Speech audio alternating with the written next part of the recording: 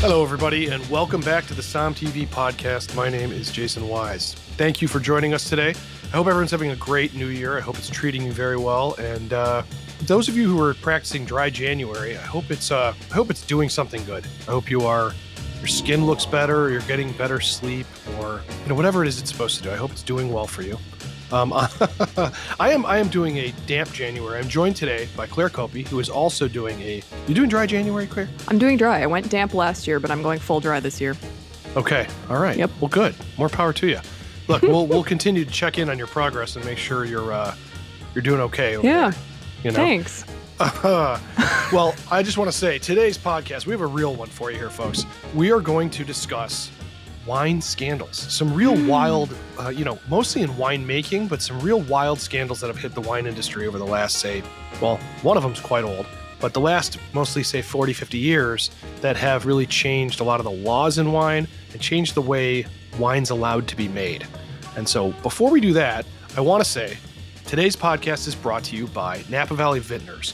Did you know on Somm TV right now, on all apps, on any device, you can watch a roundup with some of the greatest winemakers from Napa discuss the 2023 vintage, which is shaping up to be one of the greatest vintages in the history of Napa, which is astounding. This really long growing season. It was really cool. They picked late. I mean, they were picking, in some cases, into early November. It was crazy. And so what it did is it allowed the wine to age and age and age on the vine and really gave this incredible structured wine. So we sat down up in Napa with a bunch of winemakers and they went through it. And you can watch that for free right now on Somm TV on any device, on our app or on the web.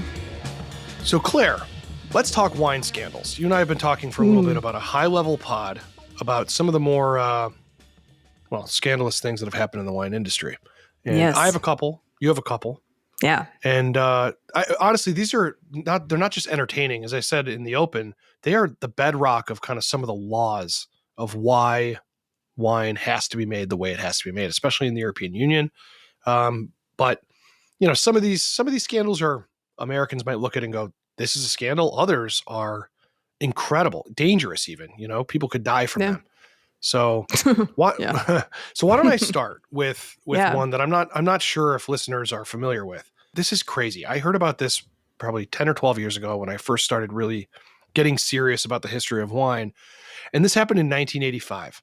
This is called the Austrian diethylene glycol wine scandal. Real sexy name, just rolls right off the tongue. Yeah, it just rolls right off the tongue. Wow, that's juicy. Yeah, so this is a scandal.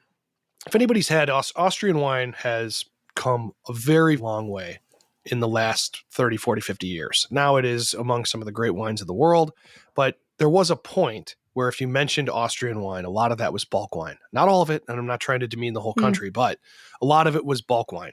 And a lot of it went into Germany. So they would take all of the wine, they would put it in large containers, white or red, mostly white, bring it to West Germany, because at that point, it was still Soviets on East Germany. So they bring it to West Germany, and then what they would do is bottle it there. And so there was this laboratory in 1985 that was bottling a bunch of wine, white wines that were supposed to be sweet, kind of late harvest wines. And they just ran a routine test, and they found a chemical called diethylene glycol in that.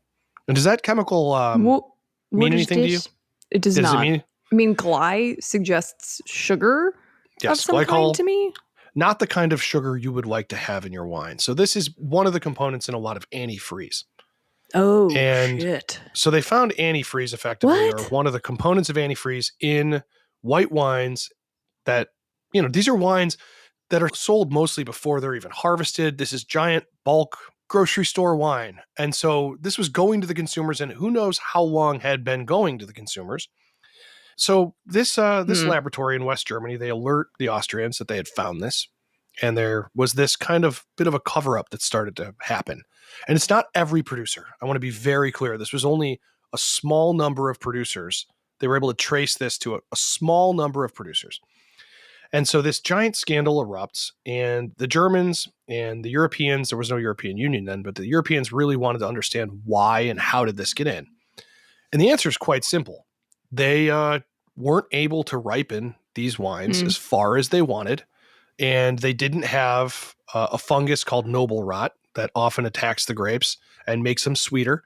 And they didn't have this particular year or several years in a row.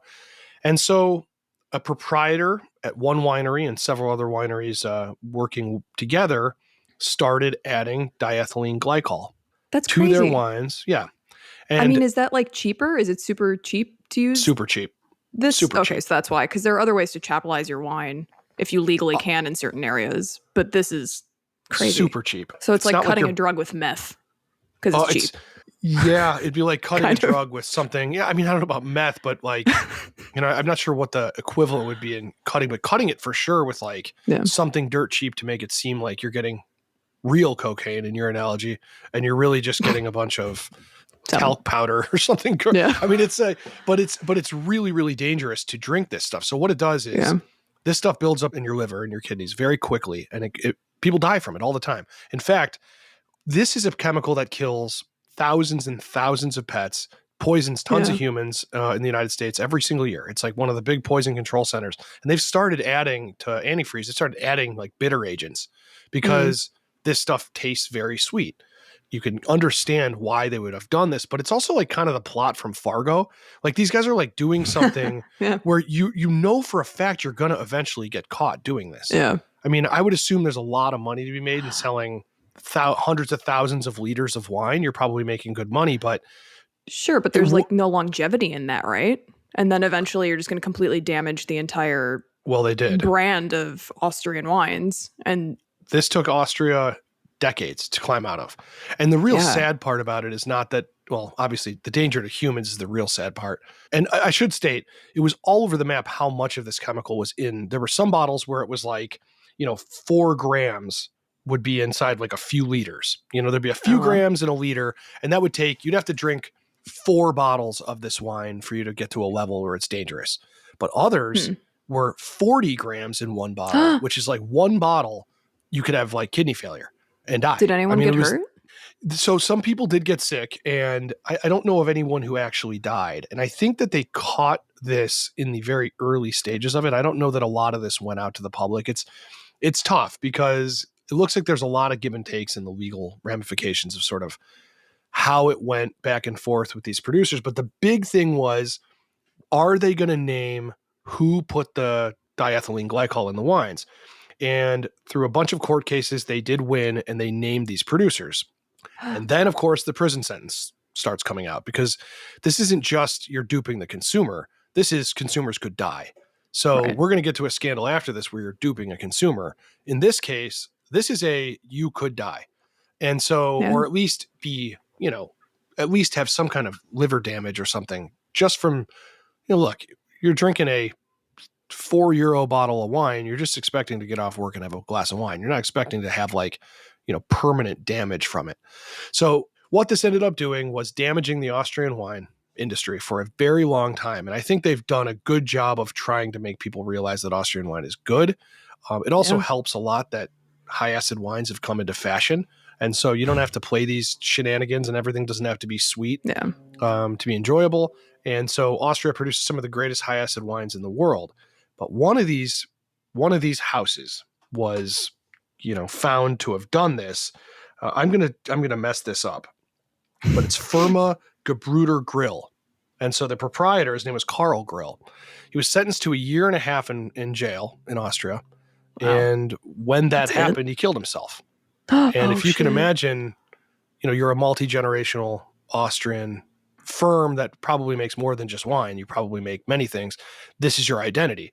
And so being caught in a scandal like this is pretty bad. So this was 1985, and hopefully, you can understand why people are so scared about what is added to your wine. And in most cases, those arguments are complete bullshit. I mean, they really are. It's like, I'm terrified of X, Y, and Z being in my wine. But in some cases, they're not wrong.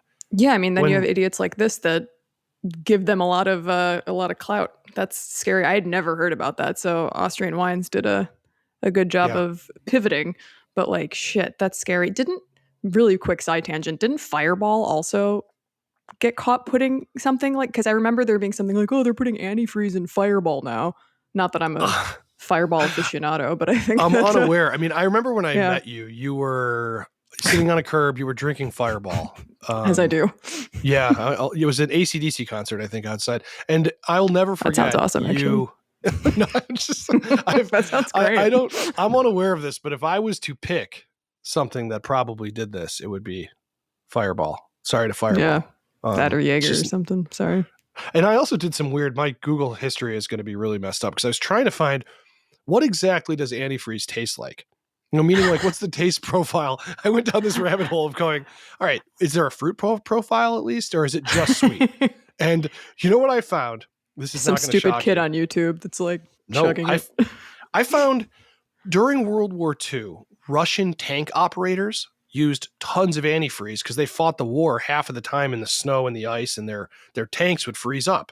And so they used antifreeze not just in the engines, they used it in like the hydraulic presses, they used it in everything, and they had drums of it. And they used to taste it not because it was delicious, but because new antifreeze is sweeter than antifreeze that has aged. And so when I was looking for taste profiles, I came down this whole wormhole that the level of sweetness has a lot to do with how fresh it is. And so the Russians would taste it just to know, okay, this is the really good antifreeze. This should go in the engine. This antifreeze is a little older. We're going to put it in the pneumatic press or whatever. It's just like, those people are made of iron, I swear to God. I'm like reading this article and I'm like, well, no shit, the Germans couldn't beat them. I mean, this is like these guys are drinking antifreeze for their tanks. Jesus. Whatever. So back to Austrian wines, which I love. And, I'm not trying to, anywho, don't drink antifreeze, okay? Don't drink antifreeze, people. And geez. That's why there are great laws in place to test these wines to make sure you're not drinking. Woof. There was a huge law put in place from it was like a Purity Act in Austria. And they had a problem in that harvest was happening at the time of this scandal. And so they rushed this law through. So there you go. Yeah. And I'm sure those laws followed into the European Union. I can guarantee you that there's a lot of lab work done on wines now because of this. What do you got? Let's move on to another scandal, shall we? This was one that I didn't really know much about. I had heard whispers of, and it was really cool to research. It kind of like reads like I don't know. I think this would make a great movie if it had gone on longer, but it didn't, thankfully, because it involves arguably the greatest wine and greatest vineyards, certainly the most expensive of all time. And this happened in early January of 2010. So it's snowy, it's winter. Imagine at nighttime, the vines are all quiet. And in the vineyards of La Romanée-Conti, somebody starts creeping through the vines and takes a drill to two vines and injects something into these vines. And then shortly after that, the proprietor, owner, winemaker, gentleman who you have met, Aubert de Villaine, receives a mysterious letter with complete drawings of his vineyards, like very detailed drawings of his vineyards, and a threat that if he doesn't comply to a request that is forthcoming, he's going to lose a lot of these vineyards. And so in the second parcel, he receives another drawing with a circle on it that says, if you do not put 1 million euros in this spot at this time, we are going to poison and wipe out a huge chunk of your vineyards. And by the way, 2 vines are poisoned right here, and then 80 more are poisoned right here. And so they obviously immediately go out to the vineyards. They take out those 2 vines and test them. And indeed, they are poisoned and dying. And then they check on the other 80 vines. That was a bluff. So fortunately, those vines are safe. They're like, shit, what do we do? I mean, I haven't been to Burgundy. You've been to Burgundy many times, right? Oh, yeah. You've never been to Burgundy, Claire? I've never been to Burgundy. I know, it's sad. Someone send me to Burgundy, please. I think we will have to arrange scandal. that. No. They're very competitive with their neighbors. They're very secretive, I think, about what they do there. It's a very small rural area. And Aubert de Villaine didn't want to go to the local authorities because he knew that, by the next morning, everybody would know about this and think that his vineyards were going to be wiped out and the story would go, widespread in the wine community. And so he went to someone that he knew that worked in Paris. And they come out and they're like, okay, here's what we're going to do. Respond to this person and tell them, you'll get the money by this day. You just have to rearrange. So is this funds. like a private investigator? They're like going to like they're hiring their own. Sounds like you ever seen the movie Ransom with Mel Gibson? I haven't, like, Jason. This is the exact same plot. Is it? No, is he a wine? Absolutely is he the most famous winemaker in the world? It's not. I'm sorry. I was hoping you would know it. Then I could quote that film. No, Jason's I always think dropping movies I need to watch. I just want to talk about movies. That's all I want to do. He's pivoting. So wait, so the person they went to, is this like somebody who is an action taker or a negotiator? I mean, because I think this is an action taker, I believe. This is insane. He called a police official that he'd met in Dijon that was now a senior official with police based in Paris. So he's, it's not a private investigator. It's somebody who works with police in Paris.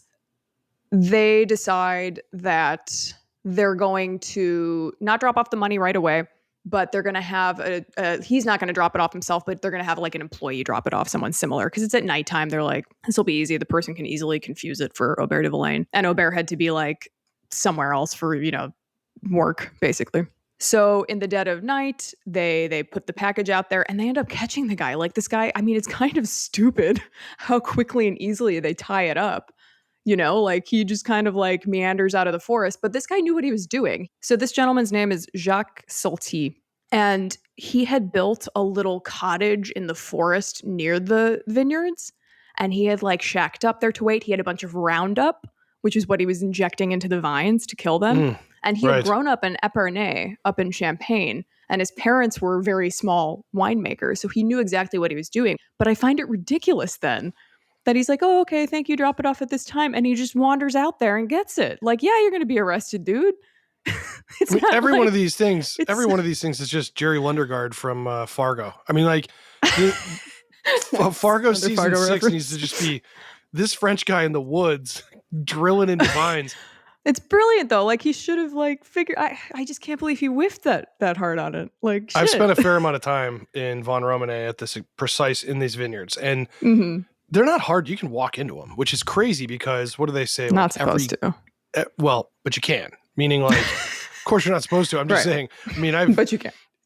Every grape is worth $20 or $10. I mean, this wine goes for, depends on which plot, which everything. I mean, a lot of people listening know a lot about DRC, but these wines can go for $12,000 on release. These wines can go for $2,000 on release. But those plants themselves are, mythical huge beasts as far as money goes. What they produce, the amount of money that they make. Each one of those amazing vines from a catch standpoint. Jesus Jones, what did they do to this guy? How did they punish him? This guy did have a record. So, he spent a lot of his time behind bars, and he got a little help from his son with this as well, who had followed Villaine and learned where he lived and stuff like that to get the address for the letter. So they're both put in prison. Not much came of it, though, because Jacques ended up hanging himself in prison. So we have another lovely scandalous story that ends up with somebody killing themselves in prison. Yeah. So they couldn't go forward with much. And he had also threatened to do it as well to another winemaker, another very prestigious estate in Burgundy, the Vogüé. Comte de Vogüé. Yeah. Didn't go through with that. But yeah, there was a lot of groundwork laid to do this. So that's why I'm kind of like, I'm happy it didn't work out, but I'm a little annoyed at Jacques for not planning his getaway a little bit better. My biggest nitpick with this would be like, don't show him where to put you're going to have to do a better money exchange. I mean, This is a great place to talk about movies because this guy, the French have made some great movies. Jean-Pierre Melville has directed some great movies about people who have stolen money from others and had to exchange it. So like, if you had just watched some films about how to do this, he probably could have been better. You're going to get busted. Could have learned a little bit better. If you're telling them where to put the money, they know you're going to have to go pick it up. It led to, they wanted to keep this very quiet. Basically, all the winemakers in Burgundy, they don't really kind of want to admit to how vulnerable they can be and what a target they are, But these are some of the biggest money makers in the world. So yeah, I'm not surprised. Amazing. Anyway, what else you got? I got one. This one is fascinating to me because it just gets into the insane laws and rules that Europe has. And I know you have one really quick. So we'll kind of loop these together and talk about them. But this one is called Brunelopoly, which is, I love when people come up with these dumb names. Just rolls off the tongue. Another place that I've spent a fair amount of time is Montalcino, which is in Tuscany. And there they have a very famous clone of Sangiovese, and they make Brunello di Montalcino. And it's a very revered wine. It often tannic, requires a lot of aging, can be incredibly expensive. This wine was started by Biondi Santi, who had the first clone, 1800s, yada, yada, yada. So it's a very important, lot of rules. What has to be 100% Sangiovese. And not just that, the clone that makes Brunello di Montalcino. So in 2008, there is a guy. There's always a guy, right? This is the guy. It's this guy writing for this paper, Wine Spectator. And his name is James Suckling. You heard of him? And he is one of two reporters. He's one of the first guys that starts reporting that there is an allegation in Montalcino that a lot of wines from different producers are being made with grapes that are not Sangiovese and not the clone of Sangiovese to increase profit. So James Suckling starts writing about the difference in color, the difference in tannin structure, all these things. And if there's one thing, James Suckling knows how to taste wine, and he's tasted a lot of wine, and he knows a lot about Italian wine, as much as someone can know about Italian wine from a fact standpoint. And, he starts writing that this is like normally an expensive product. The wine doesn't taste that expensive. It tastes too approachable. You and I have both had a lot of Montalcino, Brunello Montalcino. It is a big wine, often, not always, but often a very big wine. And it requires a lot of aging. And so they get into this whole thing and they start, they have to do some reverse engineering. They have to do some testing. And like most scandals where people are doing it only for money, somebody's going to turn. So through a series of testing and reverse engineering, they have this situation where they have 20 firms, 20 wineries in the area that come under investigation, I guess. And they find out that a lot of these grapes, they're not even Tuscan grapes. They're bringing grapes from, the south of Italy. So very fruit forward, much warmer regions, Sicilian grapes, Sicilian red grapes. And it was almost like, geez, you probably could have just gotten like some riper Chianti or something. I was going to say, you can basically just make Chianti then, and like, you're right there. You're not allowed to call it Chianti. It would have had to be declassified. Right. I mean, if they found out, you're going from wine that's like $60 to $300 a bottle. But I'm saying if you're going to do something fraudulent, like at least, make it a little easier on yourself. The biggest thing was they figured out there's no health risk to the consumer. So like they made that out. And of course, why did they do this? They had made this announcement because of the scandal we talked about earlier, the antifreeze scandal. So they put that out, but then everybody wanted to know what wineries are screwing us. And they forced all 20 of these firms. They forced them all to admit, and huge producers that came out like Castello Banfi, Argiana, just a huge amount of really important winemakers that ended up in this list that had to admit they were being investigated. They didn't have to admit that they were the ones that did it, but they had to admit they were being investigated. And I think what happened, honestly, over time is it just became pretty lax and the money was rolling in. And this was a time with, Parker and all this stuff where big fruity wines were really important. And that's not often what Brunello is. Brunello is often a very stern, tannic wine that requires aging. And so it's just different than what people wanted at the moment that was getting a lot of buzz. And so you can understand why they were putting these big, fleshy, ripe grapes in their wine to make it drinkable now. Well, you look at like the birth of Super Tuscan. Yeah, exactly. No, this is right at the same time. I mean, Super Tuscans are exploding. Sassicaia, all of those, Tignanello, all of those are exploding because everybody liked these big wines that were drinkable now. It was a huge, huge, huge thing. So the critics went nuts.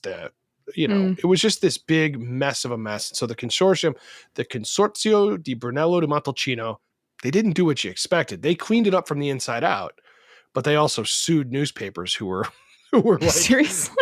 Oh yeah, it was a whole mess. How dare you report the news? Yeah, but they mostly were suing newspapers that were saying there could be a health risk, because that's where the juicy story was this is sure. It really was, there was no health risk. So in the end, this was just you're asking for a Ferrari and you're getting a Ferrari body and it might have, a bit of a Ford engine in it, Yeah. It was just it was a little bit of a dupe. You were getting Do you think duped. They caught it all? I wonder. Hell no. I wonder if there's still some, I don't think it's a hot take to say this is definitely still going on. Maybe not in Brunello, but in other regions for sure. Oh, sure. It. But I mean, as far as the 08 Brunello vintage, then I wonder if like people are more, I don't feel like there's any price difference as far as like 08 goes. Like, I don't think it really affected the resale value of the 08 that I know of. But yeah, I wonder if 08 is less prized than, like great vintages, like obviously 2010, where there wasn't any proven fraud. Yeah, I don't know. I mean, Eric Asimov, who writes for the New York Times, he wrote, I mean, when people were like freaking out about this, he was like, why are you guys freaking out? There's been rumors for 25 years that grapes in major regions were using different, the wrong grapes. I mean, for him, it was just like, this is not news. And it's just not. It happens all over the place. Yeah. And this is a similar scandal. I mean, there wasn't a ton of change other than the rules were tightened. They put the thumb screws down. They said, them's the rules. You have to have 100% Sangiovese from now on. No messing around, even though that was the rule. Now we're going to be on your ass about it because they want to keep the prices up and they want to keep consumer trust up. And you have a very similar one. So this was, I assume you're going to go with the Châteauneuf-du-Pape story. Of course. Yeah. I mean, it's a very similar kind of thing. And I mean, this is kind of the motherland of wine law and, premium winemaking. And it's kind of funny that it's happening at Châteauneuf-du-Pape, which is one of the original, appellations that was officially created. Châteauneuf-du-Pape is one of the most, premium French wines that you can get. This wasn't coming from, super premium winemakers, but it was coming from a bulk wine merchant. And so this wine merchant was buying, wine from hundreds of different producers to blend and bottle the wine. Basically what he was doing is he was taking millions of liters of, cheaper, more simple Côte d'Aron, which is a blend of grapes from all over the region, not just specifically, from Châteauneuf-du-Pape. And he just labeled it and sold it as Châteauneuf-du-Pape over a period of 4 years. And that's quite a while, I feel, for Côte d'Aron. Côte d'Aron's great on its own. But I mean, if we're comparing it to what Châteauneuf-du-Pape is, again, Châteauneuf-du-Pape, like Brunello, it needs a little bit of time. It's a meaty, dense wine that needs a little time to chill out. And Côte d'Aron is much more approachable and much more fruit driven and, light and lifted and all of that. So I was kind of surprised that it went on for that long. This is very similar to the Brunello. I mean, Châteauneuf-du-Pape, it's the opposite end of the spectrum where you have many grapes that are allowed in Châteauneuf-du-Pape, whereas one grape's allowed in Brunello Montalcino. But it's one of these very vaulted, history driven, often very expensive, wines that demands collecting and storage versus drinking it quickly. I happen to love Côte d'Aron. There's also a small village of Côte d'Aron that's an actual appellation that, is often not talked about because it wasn't protected. So you can get real Côte d'Aron, which is this little tiny place, and you can get Côte d'Aron, which just means this huge area. But those wines are fantastic, but they are ready to drink. Yeah, so if you really know your shit, you're going to know immediately that this is not Châteauneuf-du-Pape. Yeah. It's not like, I mean, we can reference, another scandal that I think has been talked a lot about, which is, Rudy, who did a much better job at creating fraudulent wines because he had an amazing palate and blended some really great wines together to make it seem like an even greater wine. There's not a huge disparity between his wines and his fakes as there is between, I think, Côte d'Aron and Châteauneuf-du-Pape. Yeah, well, when you're blending great wines, it's pretty easy. I mean, if you're making, to use a sports car analogy again, it's like if you're building a sports car out of other good sports cars, you're probably going to have a fast car. And those, Rudy was not, it wasn't $2 Chuck he was faking it with. It was very good wine. Well, Claire, this is why I'm always like on my pulpit that there's wines that are inexpensive, that are worth the money and delicious, because whenever you buy wines that are at a price point that's higher, you're playing a certain game. It's more than wine. It's collectible. It's this, it's that.